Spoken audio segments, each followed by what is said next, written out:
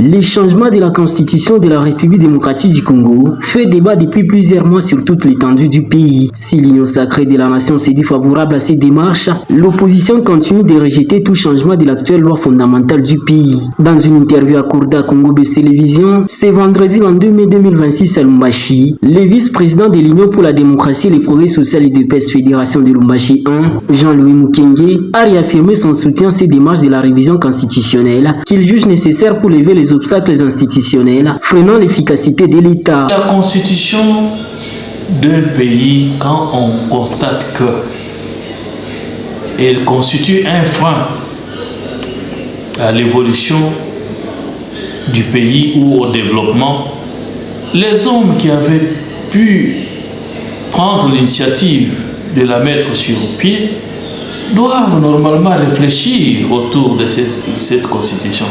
Ils doivent réfléchir, qu'est-ce qui ne va pas? Qu'est-ce qui fait que les choses ne marchent pas? Parce que toute œuvre faite des mains d'homme est perfectible. Alors, il y a certaines imperfections qu'il faudra à ce que l'on puisse changer ça.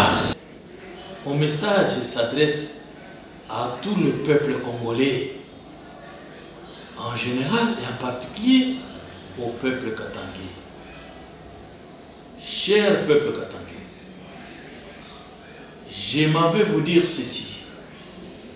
Le moment est venu où nous devons accompagner le chef de l'État dans son message qu'il a lancé pour changer le changement de la Constitution. Du côté de l'opposition, Mohamed Iyenga, président fédéral du parti en voie de l'opposant de l'Issi Sanga dans la ville de Lubumbashi, estime que modifier la Constitution reviendra à instaurer une dictature camouflée dans les pays. Ce que M. Tshisekedi et son pouvoir comptent faire, c'est un coup de poignard à notre jeune démocratie, c'est un coup d'État institutionnel, parce qu'ils veulent changer les règles des jeu, notamment l'article ou les matières qui sont verrouillées à l'article 220, limitant les nombres et la durée du mandat du chef de l'État, pour permettre à M. Tshisekedi de repostuler encore, de faire un troisième mandat, et donc de demeurer au pouvoir de façon indéterminée, ce qui est contraire à notre constitution.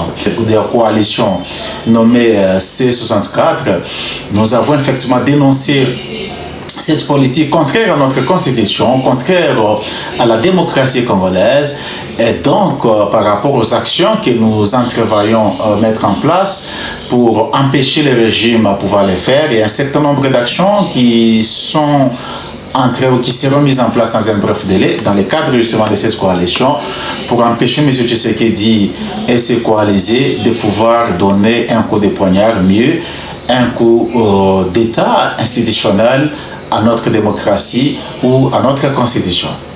Les Congolais restent donc divisés sur cette question entre ceux qui estiment qu'il n'y a rien à reprocher à l'actuelle constitution et ceux qui pensent qu'il faut plutôt l'adapter aux réalités actuelles du pays.